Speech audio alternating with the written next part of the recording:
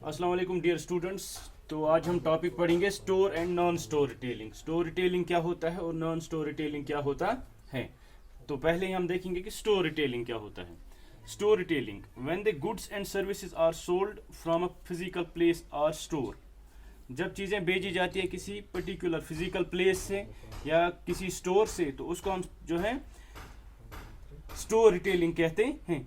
जब चीज़ें बेची जाती है किसी दुकान से या किसी आउटलेट से, जहाँ पे आप फिजिकली जाएंगे वहाँ पे वो मौजूद होगा। ठीक है, से मैं आपको एग्जांपल देता हूँ। हम जाते हैं किसी दुकान पे जाते हैं, तो वो दुकान वहाँ पे जो होती है वो फिजिकली वहाँ पे जो होती है दुकान मौजूद होती हैं, तो हम उस दुकान से चीज़ लाते हैं। या किसी आउटलेट पे हम जाते हैं तो आउटलेट वहाँ पे होता है, हम वहाँ जाते हैं, वहाँ से चीज़ लाते हैं। तो उस दुकान से, उस जगह से हम चीज़ लाते हैं जो वहाँ पे फिजिकली एग्जिस्ट करती है, उसको हम स्टोर रिटेलिंग कहते हैं।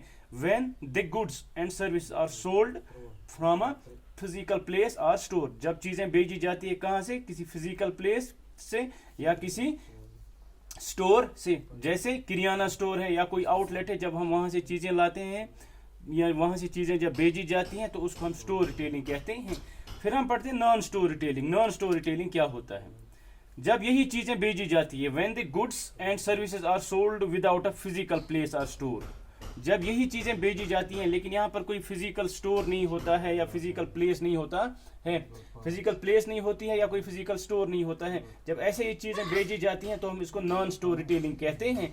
जैसे हम आजकल देखते हैं कि मोस्टली चीज़ें जो है ऑनलाइन ऑर्डर करते हैं, तो ऑनलाइन में हम ये नहीं देखते हैं कि हम ये कहाँ से, ये किस दुकान से ये चीज़ हम लाते नहीं, हम ऑनलाइन लाते हैं और उसकी कोई फिजिकल एग्जिस्टेंस नहीं होती है, उसको हम बोलते हैं नॉन स्टोर रिटेलिंग। और अब हम आगे पढ़ते हैं कि इस स्टोर रिटेलिंग जो है इसकी हम क्लासिफिकेशंस आगे पढ़ते हैं। ठीक है, तो हम इसकी क्लासिफिकेशन पढ़ते हैं। आप स्टोर रिटेलिंग की दर्जाबंदी करते हैं हम स्टोर रिटेलिंग में। गोडनिक अत ए जो है पहला है on the basis of ownership की, जो किसी इसको ओन करता है बिजनेस को, उसके हिसाब से। या दूसरा क्या है, on the basis of merchandise offered, या उस हिसाब से भी इसकी क्लासिफिकेशन होती है कि ये जो मर्चेंटाइज होते हैं, चीज़ जो हम बेचते हैं या हम खरीदते हैं, उसके हिसाब से भी किस स्टोर में कौन सी चीज़ें जो है अवेलेबल है, उसके हिसाब से भी जो है मर्चेंटाइज ऑफर्ड, उस हिसाब से भी जो हम स्टोर रिटेलिंग की क्लासिफिकेशंस कर सकते हैं। तो अब हम आगे इसको थोड़ा सा इलाबरेट करते हैं। पहला है on the basis of ownership, इसको हम थोड़ा सा जो है इलाबरेट करते हैं। तो on the basis of ownership जो है, इसको जो है पहला जो है, फिर इसमें पॉइंट, इसमें इंडिपेंडेंट रिटेलर होता है एक इंडिपेंडेंट रिटेलर। अब ये इंडिपेंडेंट रिटेलर कौन होता है? Independent retailer is someone who is completely responsible for his her business. He has bought an independent store and has built the business by assessing all needs of the store like staffing and merchandise etc. Independent retailer कौन होता है? Independent retailer एक ऐसा बंदा होता है who is completely responsible for his her business, जो अपने बिजनेस के लिए कंप्लीटली खुद ही इसके लिए जिम्मेदार होता है। उसने क्या किया होता है? He has bot an independent store, उसने खुद ही एक स्टोर लाया होता है, एक स्टोर उसने खुद ही डाला होता है, लाया होता है। और उसने क्या किया होता है? And has built the business by assessing all needs of the store, और उसने पहले असेस किया होता है, उसने देखा होता है कि ये जो स्टोर है जो ओपन कर रहा है उसके लिए क्या ज़रूरियात है।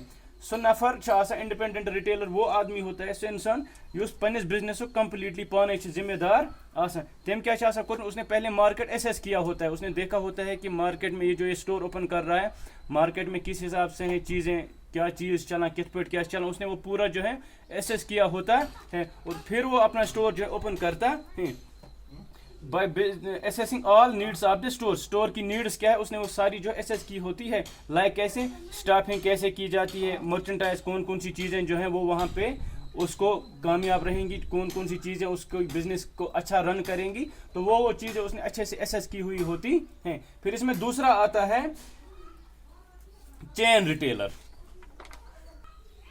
तो फिर दूसरा इसमें आता है चेन रिटेलर। चेन रिटेलर क्या होता है? When a significant number of outlets are operated by a single owner, it is called chain. It's called retail chain. It's called retail chain. Chain retailers offer the same type of products, store environment and sales promotion. Chain retailer क्या होता है? जब कोई बंदा, एक ही बंदा बहुत सारे जो है आउटलेट्स ओन करता है, जब कोई एक बंदा बहुत सारे आउटलेट्स खोलता है, एक ही बंदे के बहुत सारे आउटलेट्स होते हैं, उसको हम रिटेल चेन कहते हैं। वो वहाँ क्या करता है, वो एक ही किस्म का जो उनका होता है, वो एक ही किस्म के एनवायरनमेंट हमको वहाँ प्रोवाइड करते हैं, एक ही किस्म की चीज़ें प्रोवाइड करते हैं। लाइक मैं आपको बोलूँगा, अगर आप जाओगे कुपवारा, वहाँ पे बाटा का शोरूम है, ठीक है, आप बाटा के शोरूम पे जाओ, वहाँ पे देखो आप कैसा मतलब माहौल होता है। फिर आप जाओ बाटा का शोरूम आपको जो है सगा में भी मिलेगा, आप वहाँ जाओ आपको वैसा ही इन्वायरमेंट वहाँ भी मिलेगा, जैसा एटमॉस्फेयर जैसा इन्वायरमेंट आपको कुपवारा में देखोगे बाटा के शोरूम पे, वैसा ही आपको सगा में भी मिलेगा। सिमिलरली अगर आप श्रीनगर जाओगे आपको वहाँ भी वैसा ही इन्वायरमेंट जो है प्रोवाइड करेंगे। तो वैसा ही वही होता है चेन रिटेलर। चेन रिटेलर होता है when a significant number of outlets, जब बहुत सारे outlets operated by single owner, एक सिंगल बंदा एक बहुत सारे ऑपरेट करता है क्या आउटलेट्स, उसको हम क्या कहते हैं रिटेल चेन। और यहाँ क्या होता है chain retailers offer the same type of products, ये एक ही किस्म के प्रोडक्ट्स जो है हमें फराहम करते हैं। लाइक स्टोर एनवायरनमेंट भी उनका एक जैसा ही होता है, एंड सेल्स प्रमोशन एक्स्ट्रा जैसा एक जगह है वैसा ही हर जगह इनका होता है, क्योंकि ये हर जगह जो है एक ही चीज़ तकरीबन मतलब जो है बेचते हैं। सो आज के लिए इतना काफ़ी है। Thank you very much.